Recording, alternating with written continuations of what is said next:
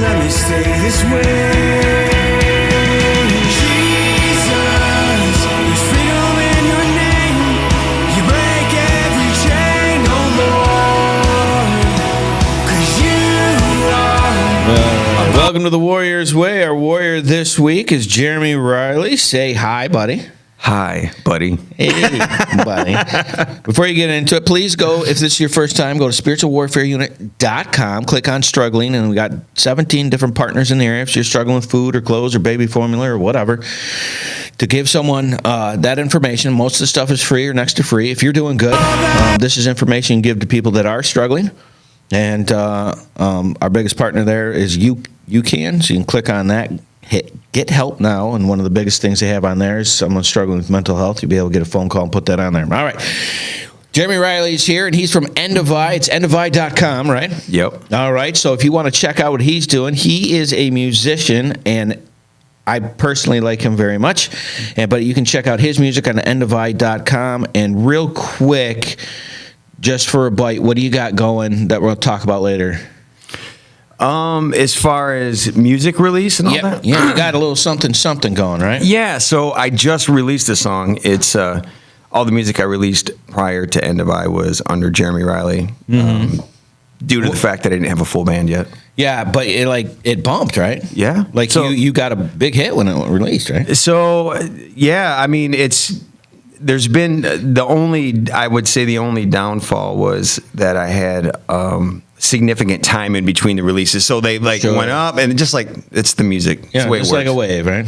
But it So Alive and Freedom definitely got some play, and then the one I just released 1 week ago today on Friday is. We're gonna get that to later. You don't tease, but don't tell, baby. I love it, man. All right, so we had you on, and we had gone through your story, which was a spectacular story, and you had actually gone into Guitar something. What is that store? Oh, Guitar Center. So yeah. you went into Guitar Center from a dude that was formerly in the band. He led you to the Lord, right? Yeah. Now you're working for Jesus, right? Just like that. Just like that. So you get saved and you go. And you said that was 2010. Yeah. All right. So we're at 2010. We'll say that puts you at 20.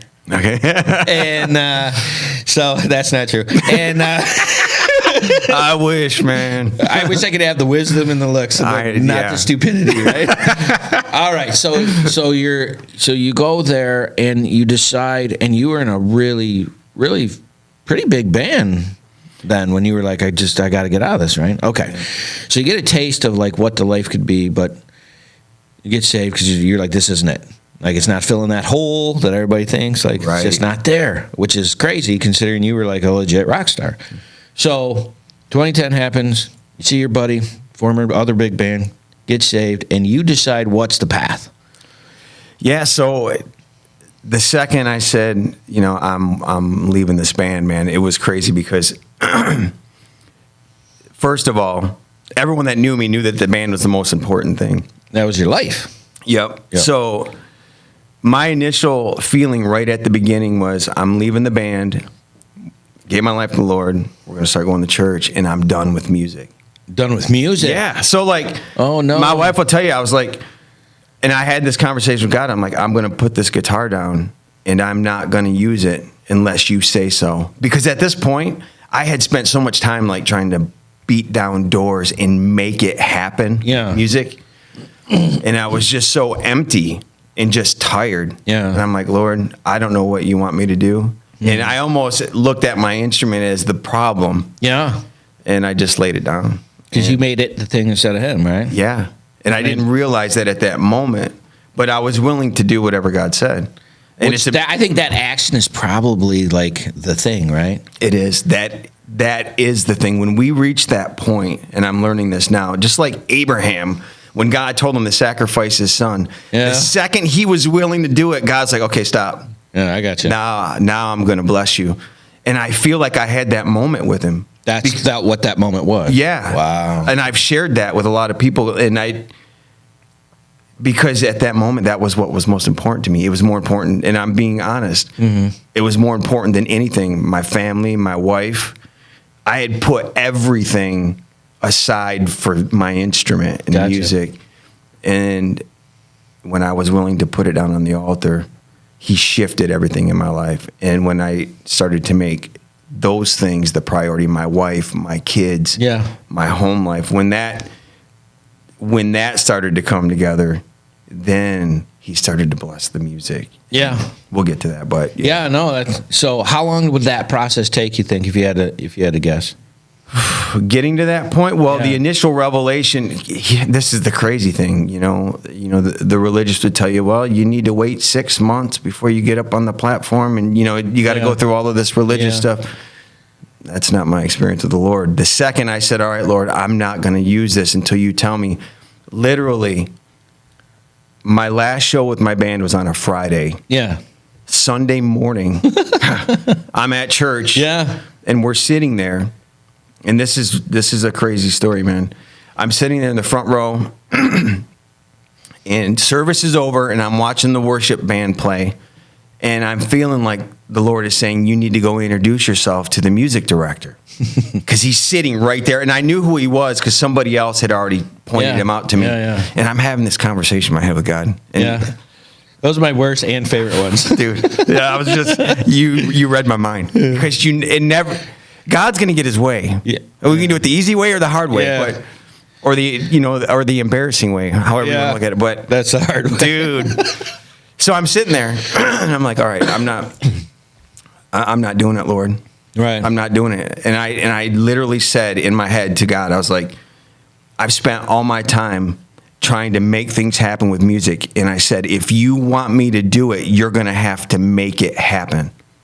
And I sat there. That feels fair. Yeah. Yeah. Because you didn't want it to be you. Yeah. I wanted to know that I knew that it was That him. You didn't do it, that he did it. Yeah. Gotcha. Okay. So I stood up, man, and walked out. And as I walked out of the sanctuary, they were signing. All the men were lined up. They were signing up for a men's conference in the church, and I felt led, like, okay, I'm gonna sign up for this thing. Gotcha. So I get in line, and the one guy that I knew in the church at this time, because we just started going, I didn't know very many people. Yeah. The one guy that I know happens to come in and get in line behind me. And the reason why he got in line behind me at that moment is because he forgot his wallet. He was rushing. He came in. It was these crazy circumstances Yeah. that put him in line with me. Yeah. And he asked me how I was doing. I was like, I'm doing good, man. I was like, just walked away from my band, and I'm just, Yeah, doing good. I just left my whole life. And yeah. So I'm having this conversation with him. Yeah. And before I can even finish, as God is my witness, dude, he said, come with me. I need to introduce you to somebody. And he grabbed my hand and walked me back into the sanctuary, dude. You cannot make this stuff up. And I've got a gazillion stories like this. Yeah. So, God, if I don't know by now that it's him, then I'm a dum-dum. Yeah, yeah, dum dum means gum gum. Like my favorite thing about that is like, I'm gonna get a T-shirt, man, that says "God's factored in my stupidity." Like I swear to I you, love it. because it's like so true. It is. It's like when he's doing it, you don't have the ability to screw it up, and if you're doing it, you're gonna screw that up. You know what I'm saying? And so you're sitting there, and you just like, I want to remove my stupidity from the scenario and make sure this is you because that's what I want, and that choice is now changing the entire direction, and it went like that. Literally. Wow. He took me in the sanctuary, and John, the guy that I felt like the Lord was telling me, you're like, I'm not talking to him. happened to be coming off the stage and walking down the side wall of the sanctuary. Yeah. Which, as it turns out, I found out later on that he never would leave that way, but he felt, for whatever reason, normally he'd just go out the back and go. Yeah. But not this time. He was in the sanctuary, Yeah. and Mr. Allinger took me right to him and said, What hey, was that like? dude, it was crazy because it gets good because He's like, hey, John, this is Jeremy Riley. I just want to introduce you guys because he just, he told them a real brief, synopsis of my situation. Yeah. And John was like, hey, man, it's nice to meet you. He said, hey, you want to go to lunch tomorrow? Wow. That quick. And I was like, sure. So, I mean, literally less than 24 hours, I'm now having lunch with him. And what was that conversation? Oh my gosh, man. My jaw dropped because John had spent over 20 years in Christian music. Mm-hmm.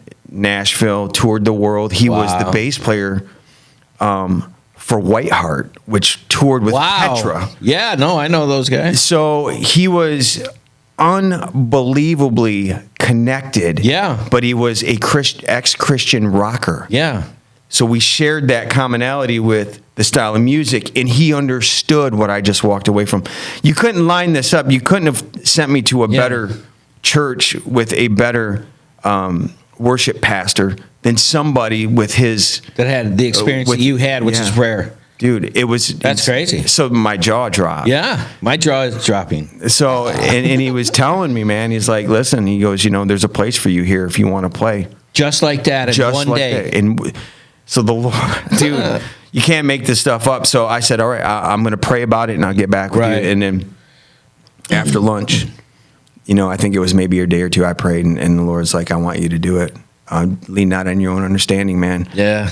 And I'll direct your path. And that's where it began. So and the cool thing is he gave me, this was a big deal for me because I'd just come out of a band where I was writing and I was able to exercise that creative gift where I just didn't like the idea of playing other people's music exactly how they do it. Yeah. But I was willing to do it because the Lord told me to. Mm-hmm. But as I got in there, John started to give me the freedom to hey, man, you can make that your own. You can make this your own. No kidding. Yeah. Because he knew. He knew, man. He didn't like that either. That's cool, man. So God was setting things up, but there's another element to this story, man, that I got to share. Yeah. Man. So while this was going on, I was invited to a men's breakfast. Mm-hmm. And at this point, I didn't know very many people in the church. So pastor felt led to invite me to a men's breakfast. So it was on a Saturday. We come in, and it's just all the guys from our church, man. And there was a guy up there leading worship, just an acoustic, and another dude playing bass. But they started doing worship, man. And this was the first time, dude, where I actually experienced the presence of God in the room. Up until this point, we'd be in worship and I'd look at my wife, she'd be crying. I'd be like, you okay? She's like, yeah. I didn't get it. Yeah. Yeah. I didn't understand it, man. Yeah. But in that moment when all the guys from our church started to worship something happened. Yeah. And the guy that was leading, it moved me. And I thought to myself, I was like, man, how cool would it be to be able to play with that guy? Yeah. So once that happened, and then I met John, and then he put me on the list to be on a worship team. Yeah. But he gave me a 2-month span, and he gave me a CD of some songs. He didn't brush me into it, and I love him for that, man, because he really respected where I was at. And as God is my witness, it's another one of these scenarios. Yeah. I'm working outside of my yard, and I'm just thinking to myself, I'm like, man, how cool would it be to actually meet some of the people I'm going to be playing with, Yeah. Because I always loved being able to rehearse and practice and get comfortable before I do any type of music. Yeah. And within 45 minutes of that conversation in my head with God, a white car pulls up in front of my driveway. Shut up. Yeah, I swear. As God is my witness, and to everyone who is listening. Yeah. It's statistically impossible. Dude, the guy gets out, and I'm looking at him, and I instantly recognize him. It's the worship leader that was leading the men's breakfast. Shut up. Dude. What did he want? Well, apparently, he comes up to me, and he said, hey, my name is Jim Corbin. Jim Corbin. Jim Corbin. Shut your mouth. Yeah. And he said, I just want you to know that I found out you're going to be doing worship with us, and I wanted to introduce myself. Wow. And I was like, dude, you're not going to believe this. Within 5 minutes, we're sharing stories. Yeah, and, he had his struggle with addiction, and I had my struggle with addiction.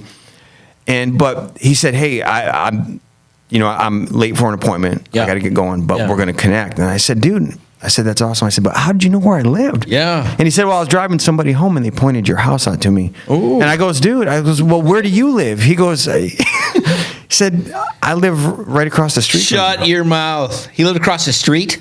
Across the street, 2 houses down. I could see his house from my driveway. I was like, you got to be, That's too stupid. dude. That's too stupid. And so Jim was the worship leader of the team that I was going to be on. So now I've got the worship leader living across the street from me So now you get to jam. all the time. And- All right. We got to take a break. okay, bro. All right, we're going to go to our first break, End of I, and I got a couple questions before we get to the next one. If you've not, go check out endofI.com to see some of his music. Like, share, and subscribe if this is your first time. Sit tight. We'll be right back. Taking a quick break from our podcast, I wanted to let you know about our life application program that we have for churches and nonprofits in the area that are trying to find programming that they can use in case the corona shuts you down and you're not able to get in. You go to spiritualwarfareunit.com, you click on our episodes, and you can check out our programs for as little as $29.99 a month to make sure that we're still getting the word out to those people that need it. Now, back to the program. Every name, Jesus. Always set me free. Hey, it's Aaron with UCAN. We're down here at the Unity Fest the Heart of Flint is putting on, Kersley Park Pavilion over here on the east side. Doing a lot of great things out here with a lot of great people. There's all types of vendors, people giving away food and water and clothing, just a lot of resources for the community. UCAN's out here, and we're talking to a lot of people already whose loved ones have been afflicted by the disease of addiction. So we're able to get our information out, hopefully be able to provide resources to those folks in the future. There's freedom in your name, Jesus. There's freedom in your name. You break every All right, here we are, Unity Fest 2, and I'm here with the promoter, Jeremy. How are we doing today, buddy? Good, man. How you doing? Doing great. We're here at the UCAN tent, handing out for United Community Addiction Network, getting everybody here helped out. It looks like a full house. How many people do you think are here? A few hundred. We just opened, so I think it's going to get better, though, today, because All right, and how many people you got playing today? we have 3 artists. We got Shantae Music, and we have Nick Hill, who's out of Saginaw, and then End of I. I don't know who they are, but...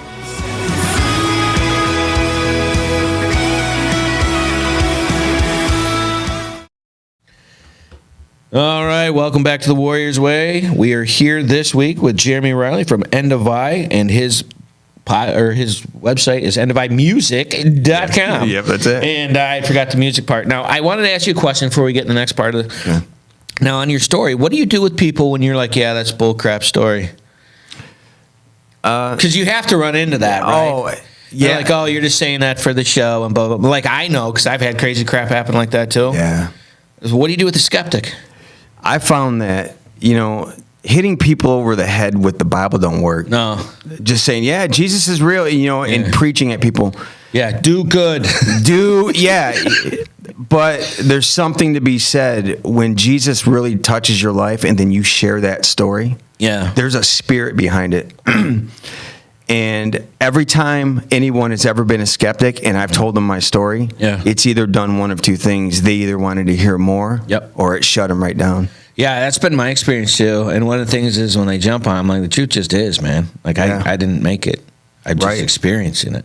Yeah. And that experience is what you're looking for. That's Yeah, the truth, right? because when you experience them, it's no longer just words on paper. It's like, okay, the Bible says this, but now I've encountered it, and it lines up. And how do I get that all the time? Like, I want that. Like, that's why you put yourself in a scenario to not be able to solve a problem so he can solve it. And then you're like, I got this crazy story.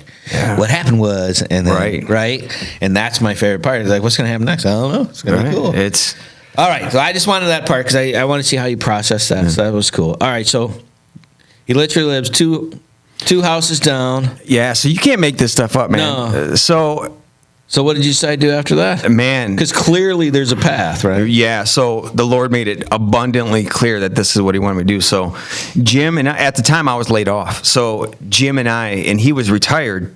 So we were getting together every day. Oh, that had to be beautiful. Man, so he would come down in the jam room where I used to practice with my band, and it was just the two of us. So he'd play his acoustic, and God used our experience Jim is like a spiritual mentor to me, and he still is. Yeah. Even though we don't see each other as much as we used to, Yeah. he's always been that in my life. Right.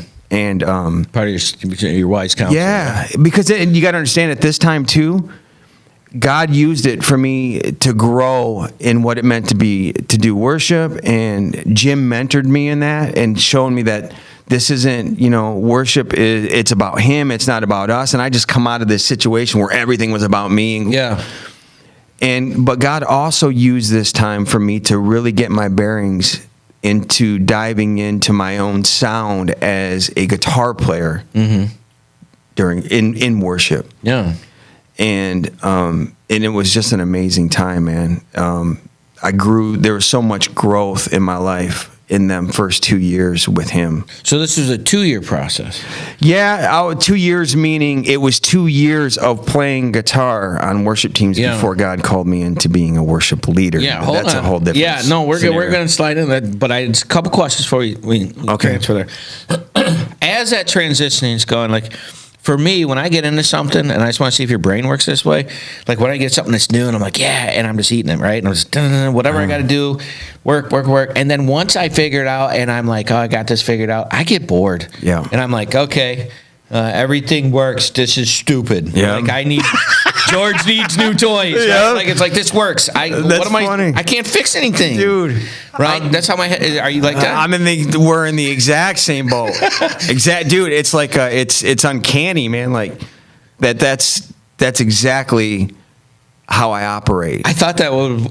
I was curious because it was like, oh, I got this, and okay, I did this, and then, well, now what? I check. Right.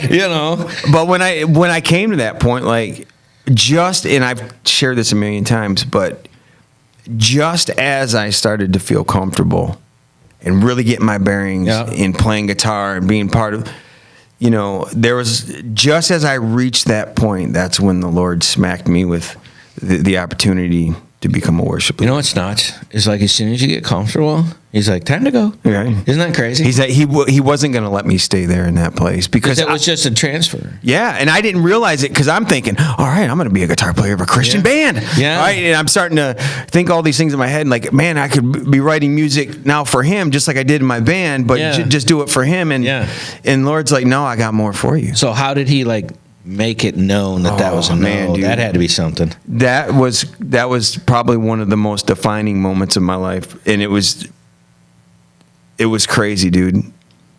I had a week, and I've shared this. I had probably 5 people come up to me in 1 week, just randomly ask me how come I don't sing. Uh-oh. And I thought it was strange because I'd been doing worship for a while at the church now, and instead of you're a great guitarist, why aren't you leading? Yeah, and it never dawned on me. It was never a desire in my heart to do. Yeah, but they kept asking, and then I got asked, to do. The thing is, the reason why I never pursued singing, it really wasn't a passion.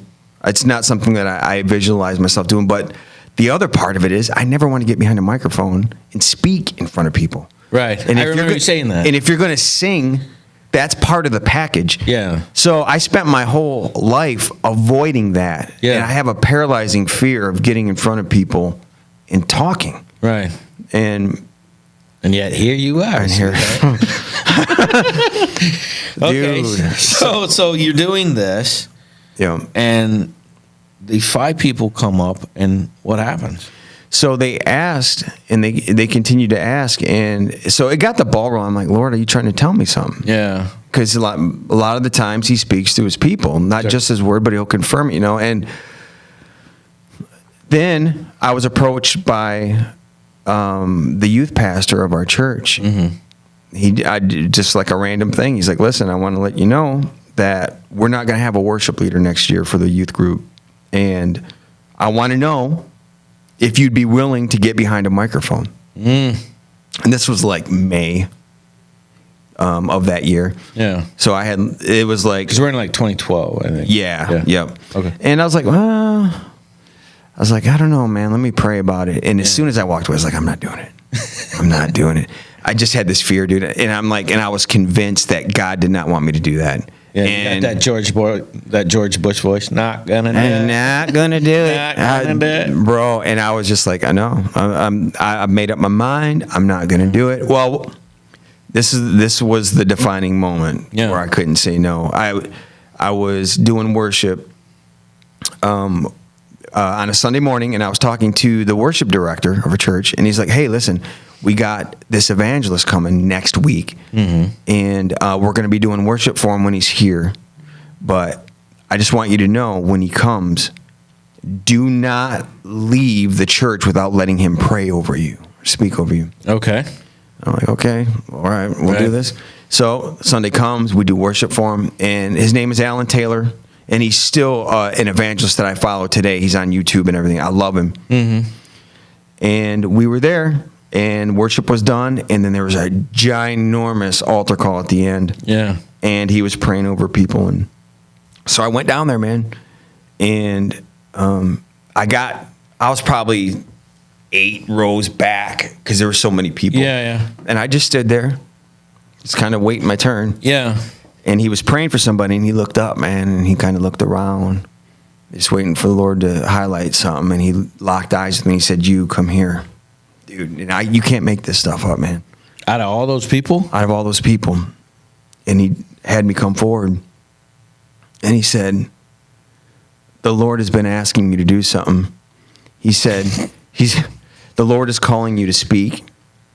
And he said, "When he calls you, don't run from it."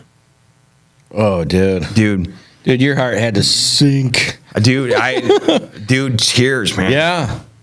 You're fighting them. It's good. Yeah, dude, it was one of those before and after moments, right? It was. And what was crazy, man, is he spoke some more things to me and just completely read my mail. And I'm like, all right, Lord, I get it.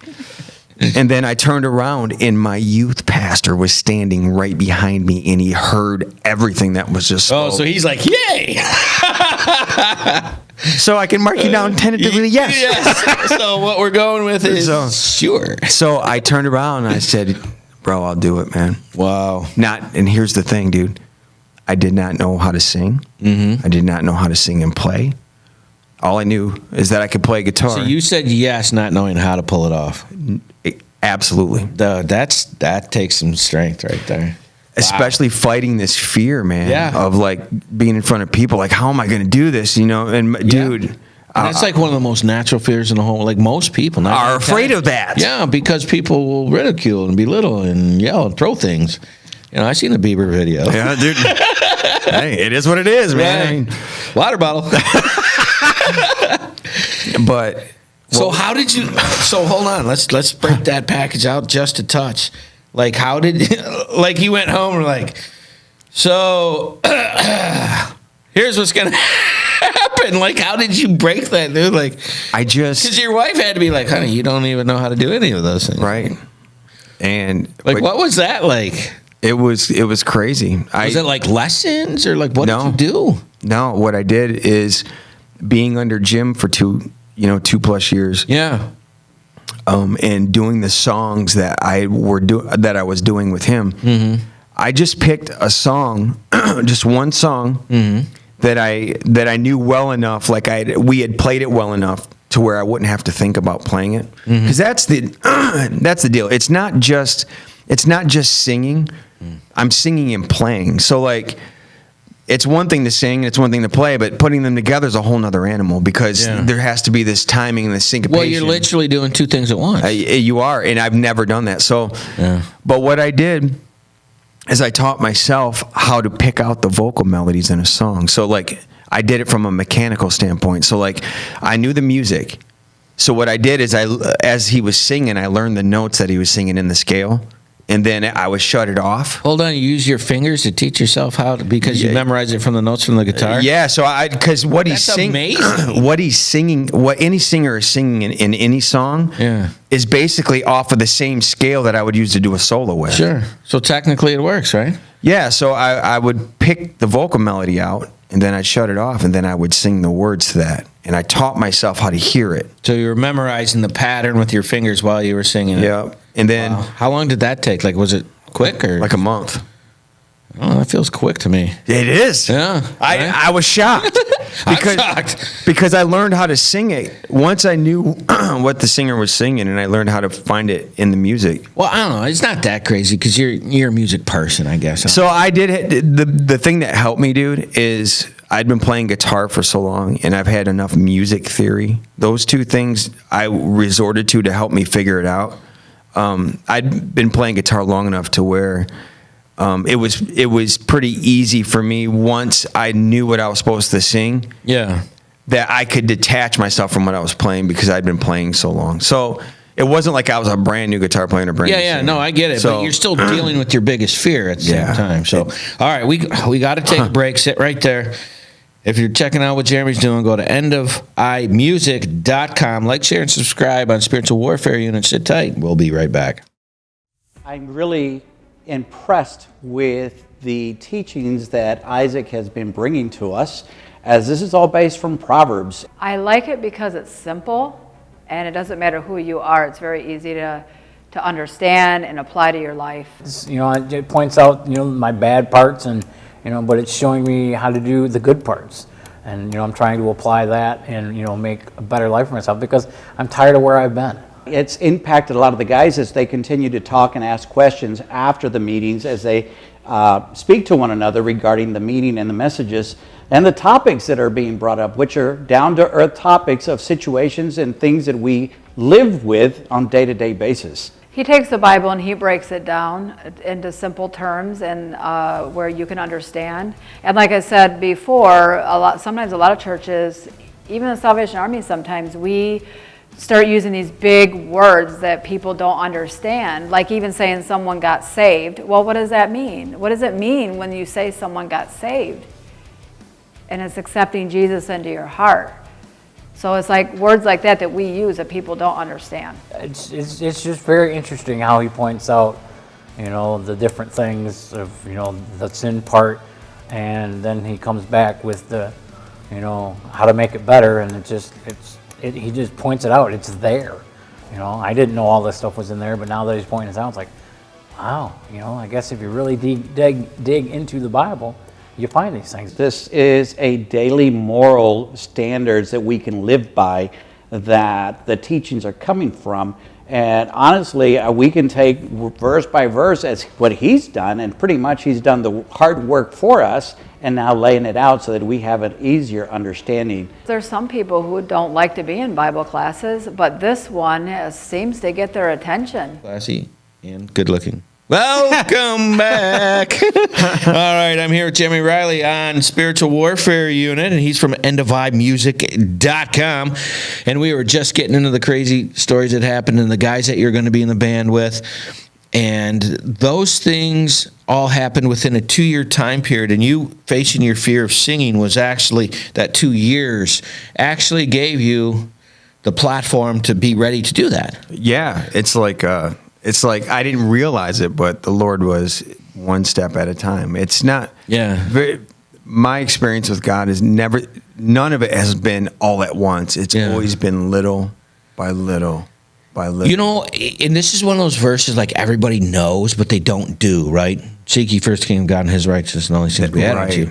And then trust in the Lord with all your heart, lean not on your own understanding, in all thy ways acknowledge him, and he'll direct your path, right? He will direct your path, which means it's already pre-existent.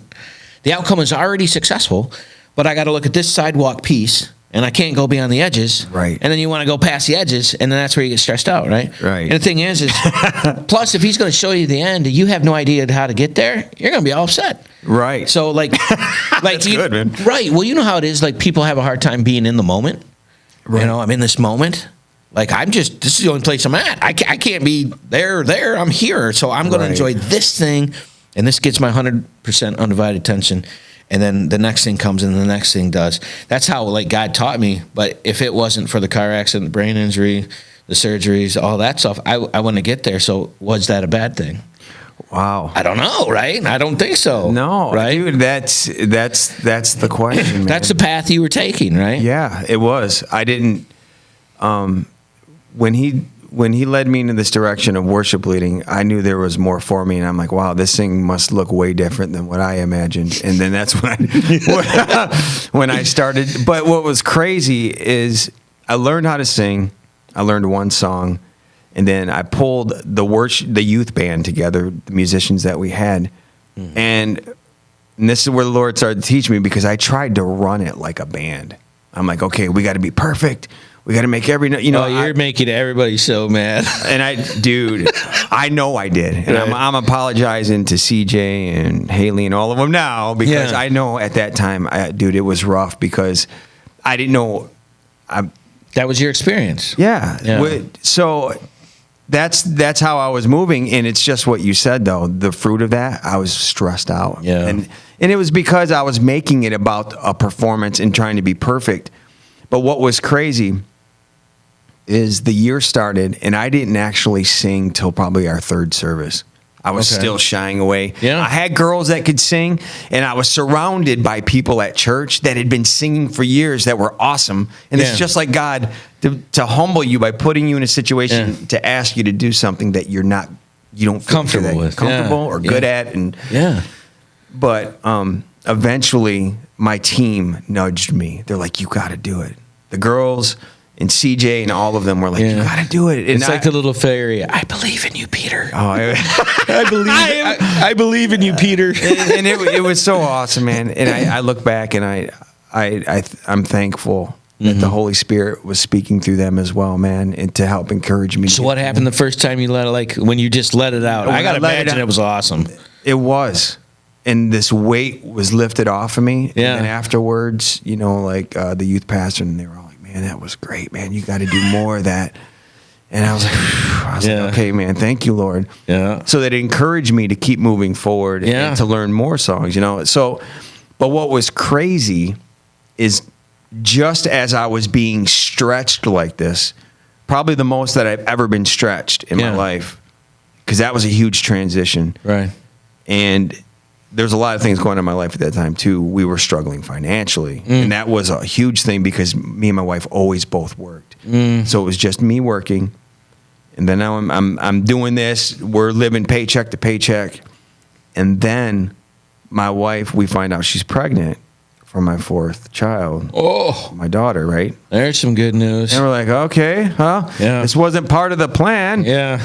And then my wife ended up having difficulties with the labor, and she was born 4 months early. Oh, man. So all of this, dude, was happening all at the same time. So this is all crescendoing at this moment. So Yeah. it just puts all that pressure on that situation, right? And I actually had to how did you deal? dude, all we could do was give it to the Lord. I actually had to step back from leading worship. He called me into this and just got me going. And then this happens, and I actually had to pull back. And I was out of the game probably for about 4 months because my daughter was born 1 pound, 10 ounces, dude. About the size of my forearm. I got a picture where you could fit my wedding ring over her foot. Oh.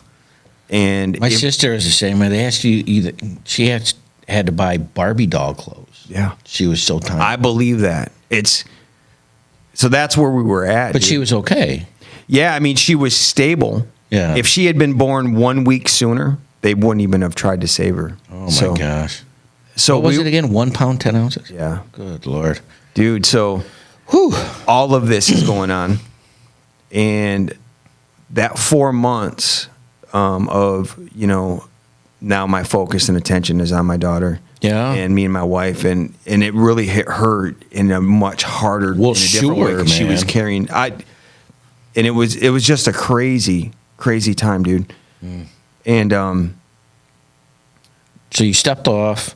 The 4 months go by. Your daughter gets bigger. Yeah, she made it through. Yeah. So then what happened? The Lord, the time that I spent with God over that 4 months, He shaved some things off of me in the leading of worship. I was so rigid at the beginning. Yeah. That was gone.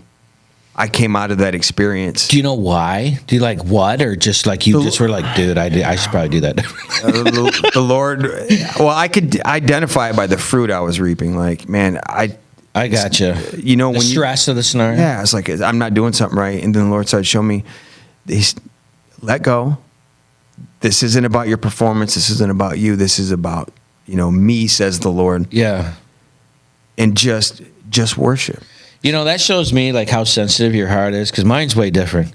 Like, God's got a cool hand Luke me, dude. He's like, what we have here is a failure to communicate. Because I'm like, I are smart. Mm-hmm. So, like, I'm just like a block sometimes. And like you're sensitive, and you're like, oh, Lord. And for me, it's like, I was like, ouch. You didn't like that, Isaac? No, good. Go this way. Oh, okay. Like I want to go. Like, I didn't mean to hit the tree for the 36th time, but it was there. Hey, it happens. It's so funny. So you go, you do this, and real quick, what was the next lever?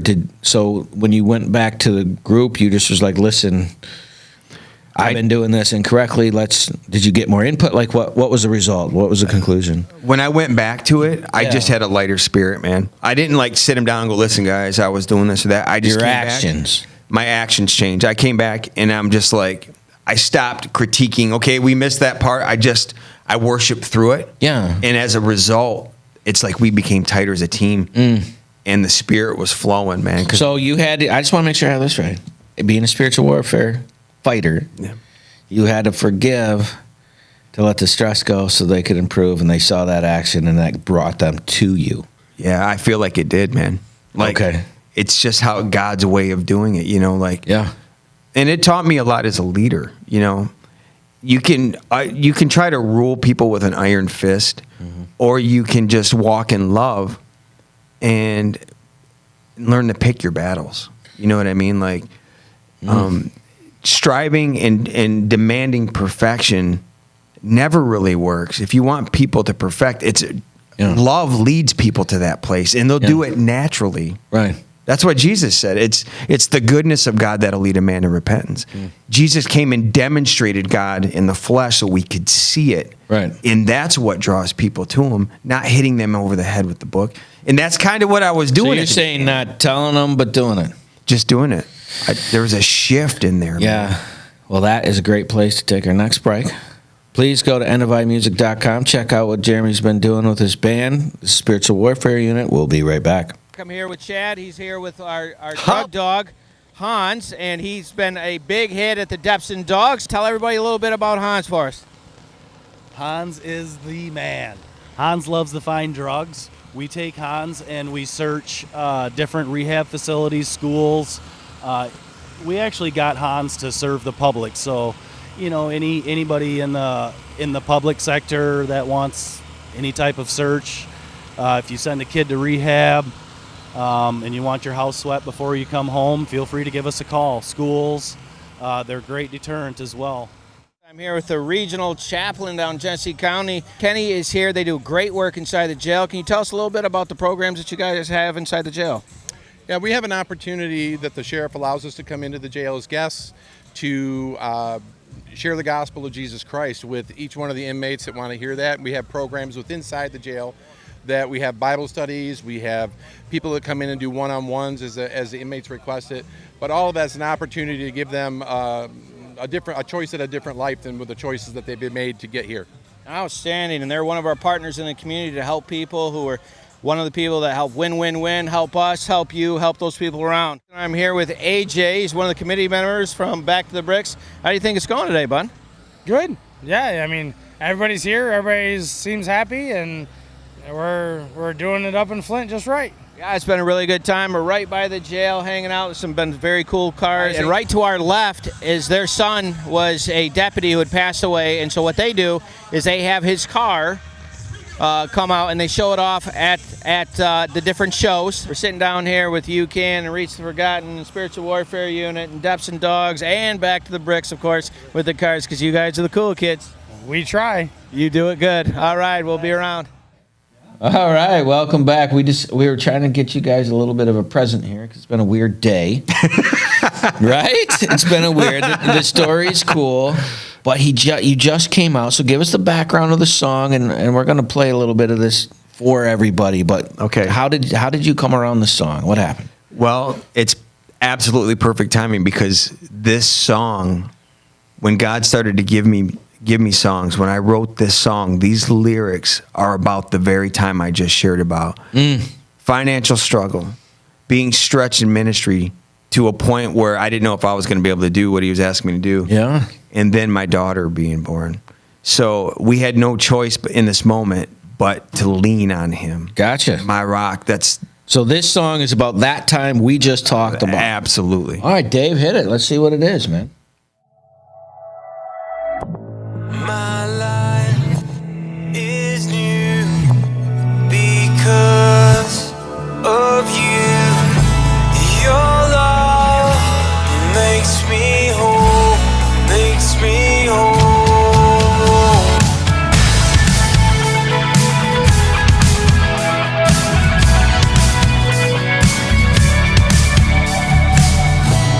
My life is new because of you. Your love makes me whole, makes me whole. You are the rock I rest upon. You are the only one who makes me strong. You are the king that carries me, that carries me.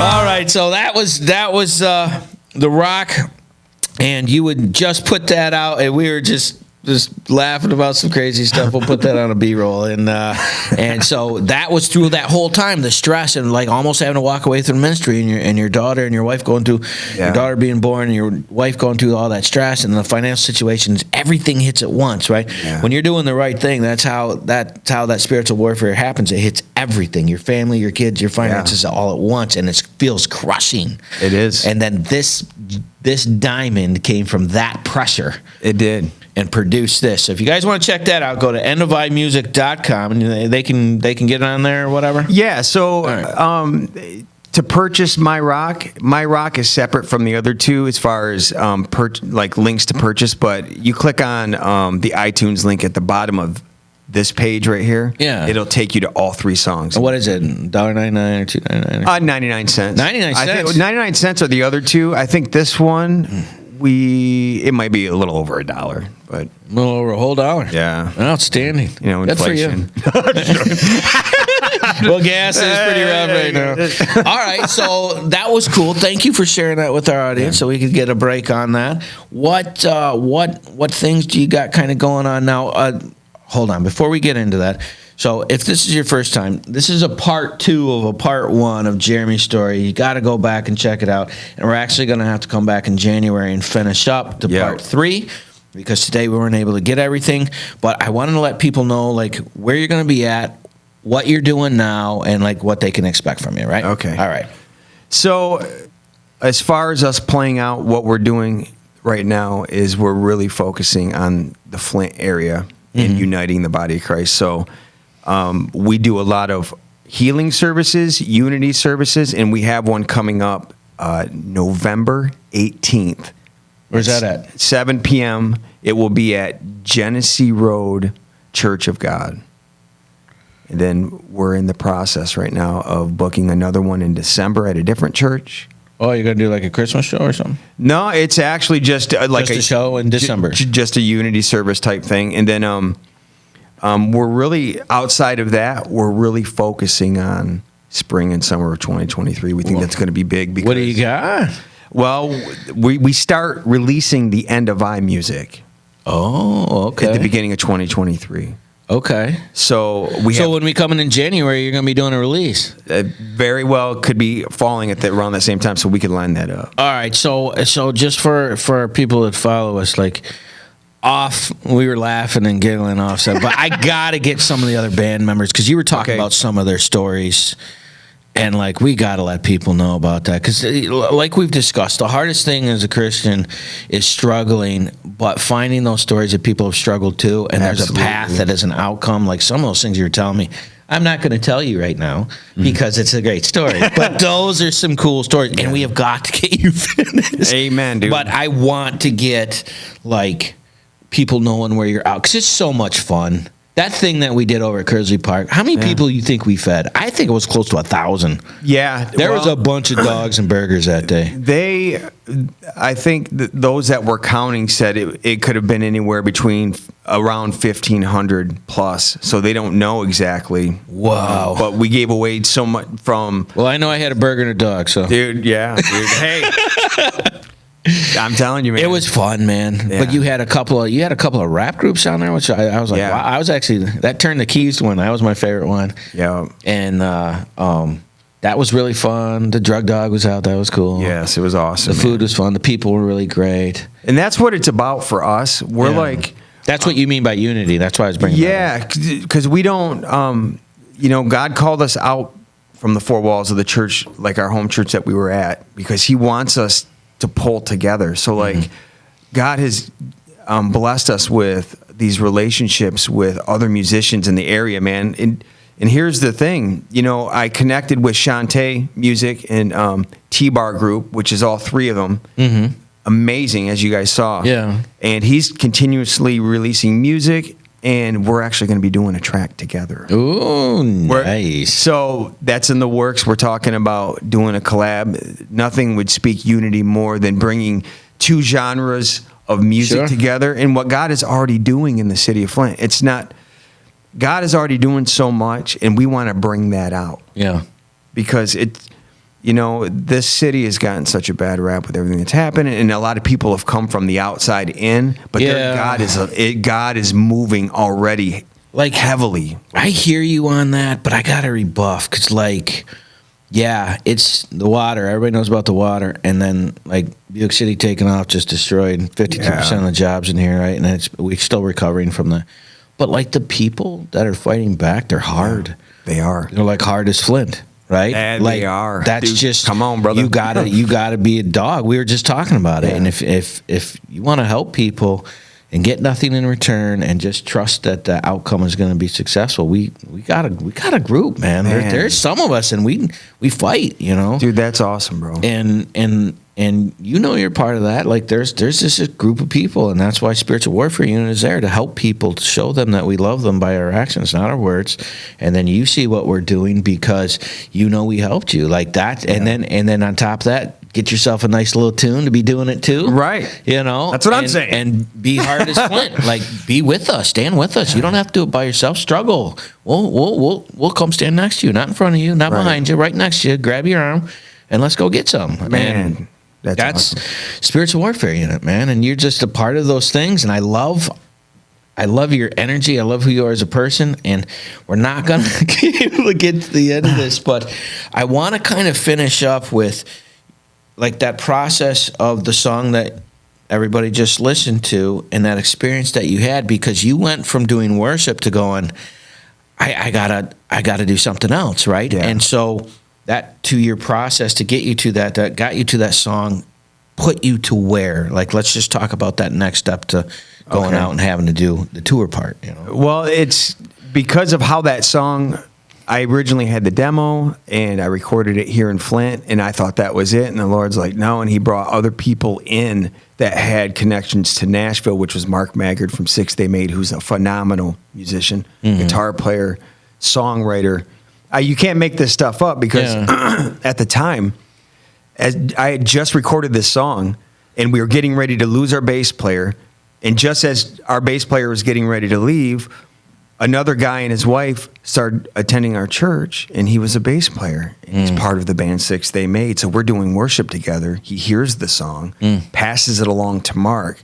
This all happened within a 2-week period. No kidding. So Mark called, said, don't release it. Let me introduce you to some people. Took me to Nashville. So And what was that experience? You go down to Nashville and here's my song, fellas, and then what happened? I was beside myself. He took me down there to take me to one of the premier studios in Nashville called The Castle.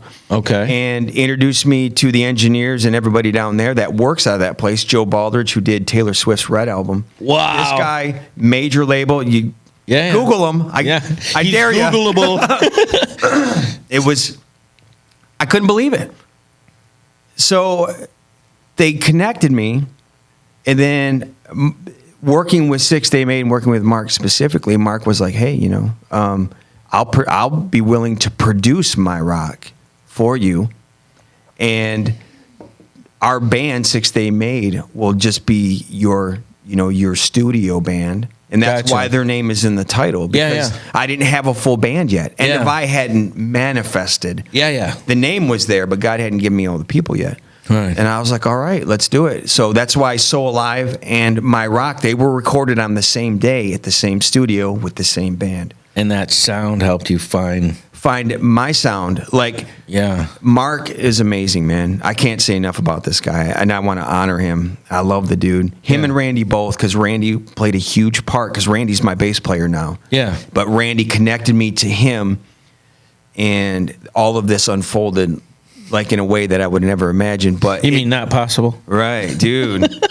and the Lord showed me through it that, hey, you can get this to a higher level. Yeah. Don't settle, because I've put more in you. And what I learned from Mark and that whole experience, you'll hear it in Freedom. And everything I'm releasing in End of I, you'll still hear some of that, like what he taught me as far as songwriting. And he shifted my focus, man. But I was able to take that, and with the End of I stuff, and everyone will see as time goes on that it's a little more alternative, it's a little more rock, a little more heavy, a little more my true sound. So God is shaping it, and I'm now moving in the direction of releasing a worship sound that really speaks to me. Yeah. And it's not conformed to any one thing that I've heard. Yeah. It's that sound, that God-given sound that he wants us to release. And I'll tell you, as we've done it, as we've went out like over this last summer and started to release that sound, dude, we've seen God move through it. We've seen people get delivered. We've seen healings. We've seen everything, dude. And it's just been incredible. Like I'm so stoked at what this next 2 years is gonna bring, dude. Because with everything that we've been through has brought us to this point now where we can actually release it in a way where it can be at the highest quality. And we believe moving in excellence to the best of our ability. Right. It doesn't mean we're perfect, but it means we do the absolute best with everything we have, and it's a heart posture. Wait, what? You're not perfect? Wait, what? What? I can hear the religious feathers ruffling. Yeah, here, let me give you some context. I could not believe that you would do that in such a way. Get that foghorn leghorn, guys. Oh my gosh. Like, oh yeah, I could just hear it dripping. I had to get it out. I was like, hey, I know that guy. This guy is swelling. Yo, mama is a chicken. Anyways, man, we have you kicking that. So we're going to have you back in January. Okay. We'll get that kicked off. And just make sure you stick with us so we can post this stuff when you're doing it, so we can get people out there. Because absolutely, once people understand, like my thing is, I just want people to see like what a great human being you are, and that, like how God has changed you. Because when they hang out, that fire is clicks, and when you and I get here, it's over. It's all it's just end up having a great time, and just had a great time, and everything went nuts today, which means this is going to be a great outfit. We're going to get it out to you so your people can get it. Thank you so much for coming in the Spiritual Warfare Unit. Like, share, and subscribe, and we are going to see you next time. Do you have a nonprofit in your area that's doing a lot of work that people should know about? Feel free to contact Spiritual Warfare Unit at 810-715-9319, and we would love to have them on to see what good they're doing in the community and find out their story. Thank you so much.